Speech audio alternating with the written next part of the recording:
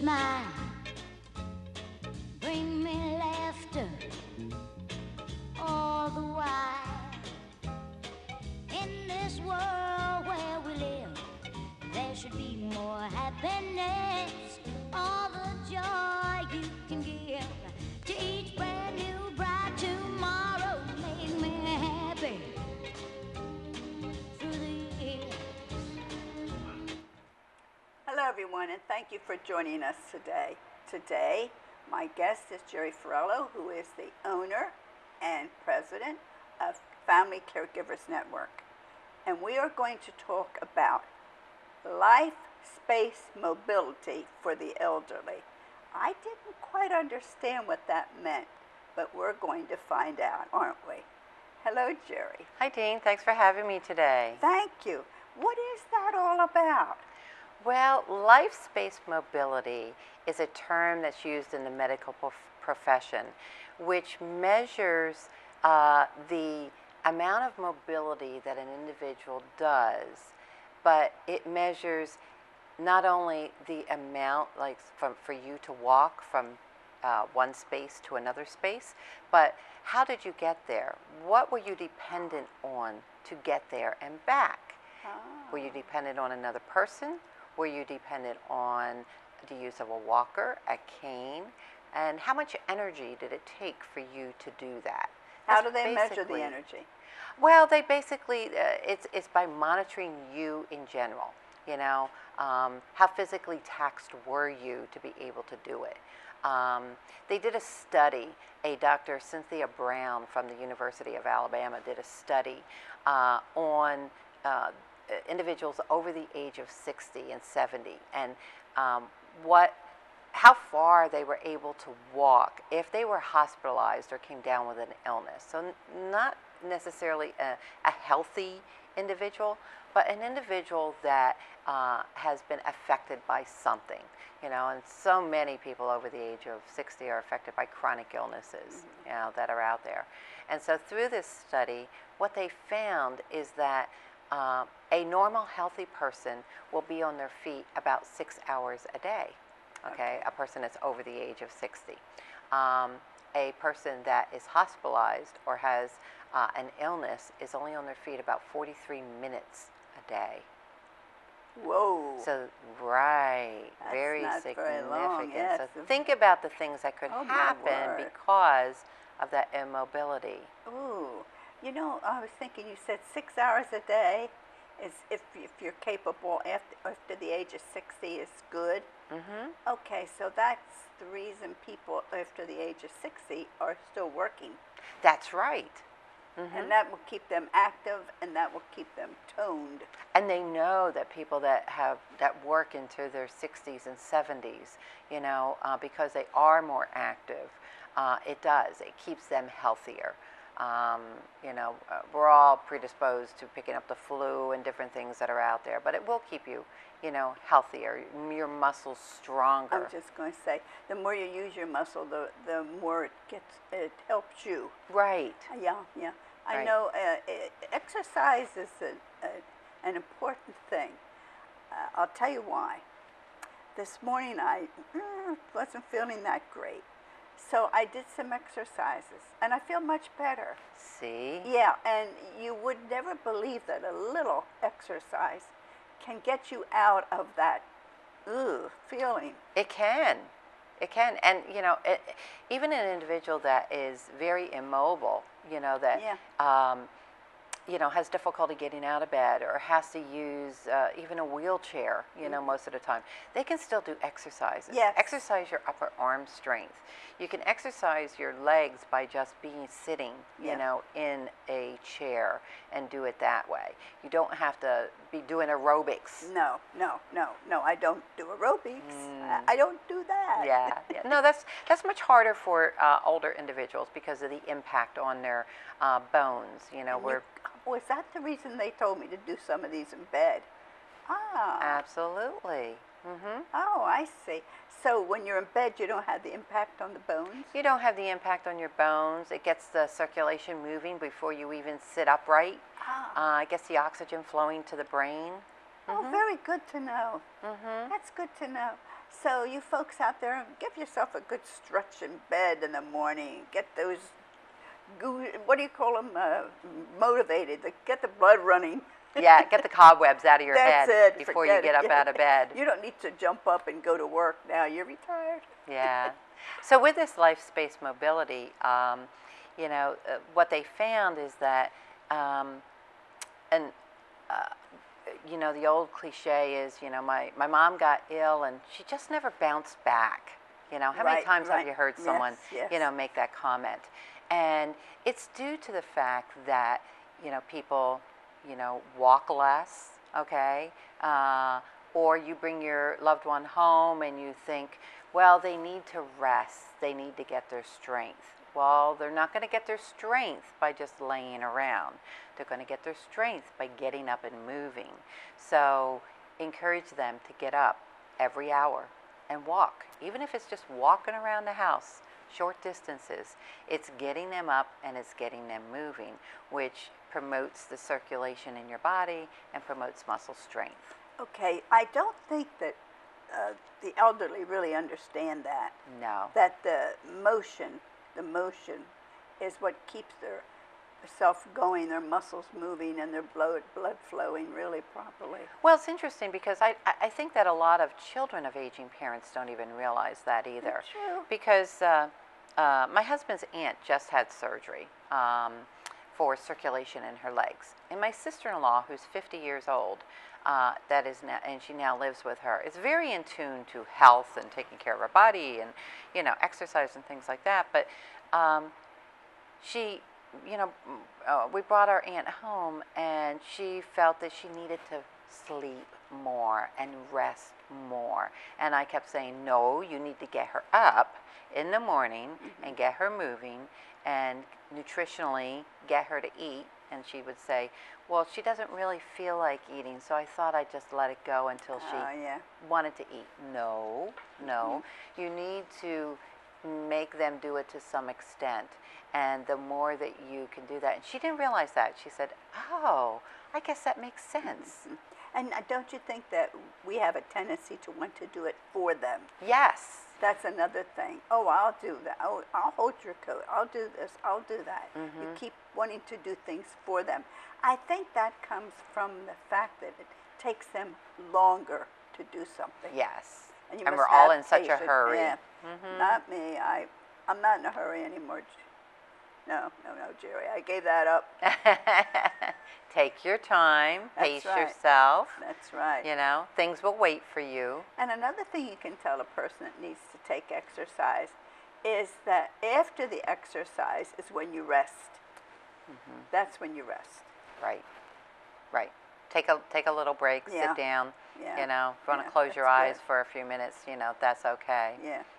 But you can understand then how, if their life space mobility is being reduced, how then their overall mobility is reduced, and that affects their activities of daily living. Yeah. That's why when a person comes home from the hospital or a nursing home or, comes down with an illness, that they need help in those extra tasks, a meal prep, bathing, dressing, getting out to do things. And that's where the services for, an individual come into play. And I wanted to ask you, how do you train your staff to motivate these people when they come home and need to exercise and get going? Well, we have actually a training lab in our office where an individual that comes in, whether you're a CNA or you've never had any training at all, you have to go through certain training modules and competencies. And in this lab, you are tested on your abilities to be able to do this. And we give them scenarios, and we want to get the feedback. Okay, so if I'm sitting in a chair and I'm telling you, no, I don't want to do that. No, I'm really tired. So we see how they respond to that. And what are you going to do to motivate me? And then we give them tips on how to do that. So that's one way, is through our, training lab that we have. And then the other way is through the ongoing education that we provide to our aides. We hold in services in our office on different things, or we're constantly giving them education material, like our newsletter that just came out. Little tips on, how to motivate your patients to do different things, or safety tips, things like that. That's good. That's good to know. I know that people that probably are in wheelchairs have a struggle keeping themselves toned up, They do. Yeah, they have to work at that. They really do. Like you said, if they can't move their legs, then they move their arms. Or if they can't move an arm or a leg, you do what you can do. That's right. And it all comes down to attitude. It isn't, what is it they say? It isn't the length of your life, it's the quality. That's correct. And it all depends on the quality that you would like to have. That's right. As to what you're going to do to help yourself. People can give you all kinds of hints. They can show you to do this and do that. If you don't do it, that's your fault. And how many times have I heard, or you've heard, an older individual say, oh, well, I don't need those things right now. I'm okay. I'm in good shape. I don't need a medical alert system because I've never fallen. Or I don't need, to attend any classes on balance because my balance is fine. Well, in the aging process, we all know that we begin to decline. We know that we tend to lose bone density. We tend to lose our muscle tone. And so you need to constantly be educating yourself and doing things to improve your quality of life. Now, when you get of age, Gerry, I will train you. Okay, that sounds great, Dene. I will rely. You will be the first person I will call. Getting back to these medical alerts, could you explain the ones that you can offer? Well, we have the newest technology that's out there is the GPS medical alert system, where you actually wear a button, either a wrist or, around your neck, and you carry a little, it looks like a cell phone almost. It's not a cell phone, but, it looks like that. The signals work off of the cellular AT&T system, but you take it with you wherever you go. So if you're going to the mall, if you're going to Philadelphia for the day, if you're going out to the doctors, you take that with you. And now it's a medical alert system wherever you are. So if you fall while you're getting out of the car to go into the mall, you just press that button. And the operators talk to you right through the system and actually locate where you are and send the ambulance right there, or police, or whoever you need to help you at that point in time. They come to you. That's wonderful. It also would take care of mugging and things like that. Absolutely. Ooh. For safety for an individual that's out there and has to be worried about, someone stealing their purse or doing that sort of thing, you just press that button. It's going to deter. So the folks can call you and you can make sure that they get this information and where they can obtain it. Right. They just call our office at Family Caregivers Network. 215-541-9030 is our number, and we will take some information from them and get them set up for that. That's good. And also you do have the equipment so that people don't need to worry about when to take their medicine. That's correct. We have a medication dispenser that is automated. It actually hooks into your phone lines and is programmed with the operators, the 911 operators as well. So it is programmed, so if you take your medicine, say at 9 o'clock in the morning, 1 o'clock in the afternoon, and 5 o'clock at night, it's programmed to remind you. It will say, Dene, it's 9 a.m., time to take your medicines. And it will continue to do that until you come over and press a red button that's on the machine. And then your pills come down out of the machine for you to take. If you don't press that red button, what the machine does is it calls back to the operators, will signal that there's a problem here. This person hasn't taken that medicine. Okay, it alerts us in our office and lets us know so that we can call and say, Dene, are you okay? If we can't locate you and track you down, we're going to send, the ambulance or the police over to check and see what's going on. You have your patients just covered, don't you? We do. Every which way. Boy, that's wonderful. You take such good care of the people. I know that. Well, you know, we talked about this before. What are the 2 reasons why older individuals end up in the emergency room? They fall. They fall. And the And they second fall. reason would be medication Oh, mismanagement. that's right. They don't take their medications properly when they should. That's amazing. I guess that comes from forgetfulness. It does. You know, well, sometimes that can happen to anyone. You know, or sometimes it's forgetfulness. Sometimes it's that they don't have the money to buy their prescriptions as much as they know that they need it. You know, they're trying to save, so they cut down on the dosages of what they're taking or how often. They say, well, instead of taking this every day, I'll take it every other day, or just twice a week. And then they end up in the emergency room, with problems. And what people don't realize is there are programs out there to get your medications. There's programs out there for the medical alert systems that will pay for those. And there's programs to get the in-home services paid for. Just because Medicare doesn't cover it doesn't mean that no one else covers it. That's right. So, if they call our office, we're going to help you find those resources that are available to you to help pay for those services. That's great. You're wonderful to people. You've been wonderful to people ever since I've known you, and that's 1991. Thank you so much, Dean. You take You're good so care of kind. everyone. I know that for a fact. So if these people only have a small space, we're back to life space mobility. The main thing is to keep mobile, keep yourself going. Like when you have a stroke, boy, you are not pampered. You are not pampered. You have that stroke, you're up. That's right. You're going to sit up, stand up, bend over, do something, but you're going to move. Get you moving. Yeah, they do. And it's remarkable because you know that you can do it. You feel you want to do it. I mean, a person that doesn't feel they want to help themselves, I don't know what to say to them. I really don't. Yeah, well, you're always going to have those select few that don't want to or feel that it's just too much work, that I can't. And there are those individuals that have heart disease or lung problems, and it does make it very difficult and taxing. So maybe the things that they do have to be modified. It's not that they can't do it. I always refer to my mom. My mom had emphysema really bad. And she got to the point where she couldn't walk the distance from me to you.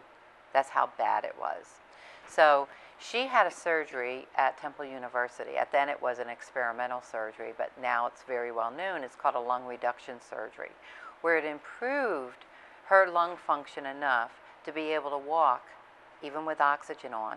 And one of the important parts was getting her involved in rehab, so that though she wasn't running any marathons, she wasn't running around buildings at all, but she was doing biking. She was sitting on a bicycle and getting those legs going, which pumps the oxygen and everything throughout your system. She was able to do things with some real easy weights, but with her arms, to exercise her arms, because they know that upper arm strength is so important for your lungs and for your heart. And she was able to do that. And do you know, it added 7 years on her life because of that. That's good. That's 7 good years. It's 7 good years. That's yes. right. That's the main thing. I mean, like I said, you can have, attitude is everything, isn't it? It is. But we have our low spells, So then you call someone like Gerry and you just say, Gerry, I don't feel so good today. I'm down and out. Rah, rah. So then Gerry will send someone to take care of you. That's right. Or if it's just that you need somebody to talk to, Marty in my office, she's my operations person, and everyone knows that Marty will stay on the phone a good hour and sit and chat with you. I have a lot of consumers that's all they need is a friendly ear and somebody to talk to them. Well, that's your support group. It is. That's your support group. Yeah. And you don't get that other places. You just don't get that. People don't really realize, recognize, or want to take the time. So many of them. So many of them. It's a shame. Yeah, you really have to take the time and listen to individuals. And, sometimes you can find out that there's some other little things going on that, Yeah. we can help with or provide some resources and, Yeah. information too. And it's just picking up the phone and calling. I So know. we are always available. Even after 5 o'clock, my girls are on call, to be there You have for our somebody there. clientele. So, call That's at any good. point in time. I'm glad that you're there for them. I really am. I think that's marvelous. Tell us some more about what you'd like to talk about. Well, I think one of the big things is knowing some of the education programs that are coming up, that we're doing. The month of September is big for fall awareness because, September 22nd is the first day of fall, and nationally it's recognized as Fall Awareness Day. We're going to be doing 3 safety, prevention, and fall awareness programs at the Boyertown Multi-Service Center. The 10th, I think it's each Tuesday. It's the 10th, the 17th, and I believe the 24th. We're going to be doing those. So, look for more information, regarding those education programs that are going to be What will out. you be doing? What kind of education are you going to be giving them? One is going to be on how to live safely within your own environment. So within your own home, how can we make that home safer? Things that maybe need to be modified, to make it safer for you. That So you you're never not think reaching about. and bending Yeah. and the things that you don't think about. The other 2 programs are going to be on balance and really understanding how balance plays such a huge part of an older individual's day. And without good balance, you're going to tend to fall. So it's going to be on that particular program. There are some times when I do get off balance. I find myself getting off balance. And I think it's when I'm thinking about something else, when I should be concentrating on what I'm doing. Absolutely. The other day I almost fell at a client's home. I was at her porch and I was admiring this chair she had hanging from the porch ceiling, and I was looking